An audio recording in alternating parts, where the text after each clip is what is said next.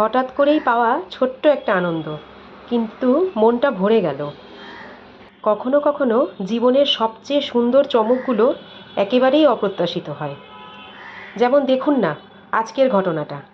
আজকে আমি যাচ্ছিলাম লাড্ডুকে স্কুল থেকে আনতে, তাই জন্যই যথারীতি একটু রেডি হয়ে নিলাম।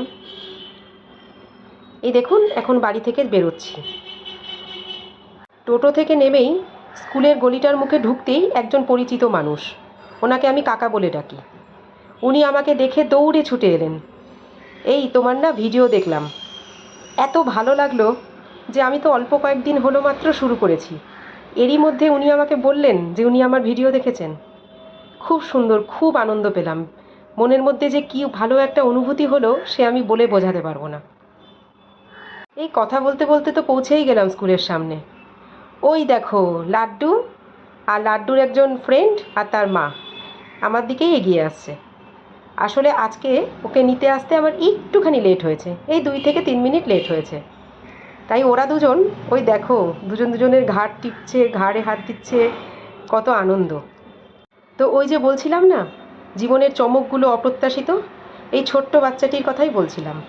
লাড্ডু তো অনেক দিন ধরেই জানছে যে আমি একটু একটু করে ভিডিও বানাচ্ছি, শিখছি, এবং সেই ভিডিওতে ওকেও দেখা যাচ্ছে।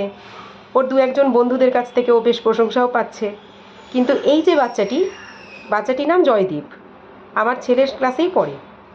ও আমাকে হঠাৎ করে দেখে ভীষণ আনন্দ পেল। বলছে, আন্টি আন্টি তুমি ভিডিও বানাও, তোমার ভিডিও আমি রোজ বাড়ি গিয়ে দেখি। জানো তো তোমার না এইটা এরকম হলে ভালো হতো, তুমি না ওই কথাটা ওইভাবে বলতে পারতে।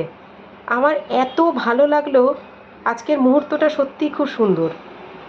প্রথমে একজন কাকা এবং পরে জয়দীপ আর জয়দীপের মা, সত্যি এদের সবার কাছ থেকে এত ভালোবাসা পেয়ে আমি আপ্লুত। আমি তো ভাবতেই পারছিলাম না যে এইটুকু দিনের ভিডিও করার মাধ্যমেই আমি এদের কাছ থেকে এতটা ভালোবাসা পাবো। চলো তোমরাও আমার সঙ্গে থেকো, সবাই ভালো থেকো।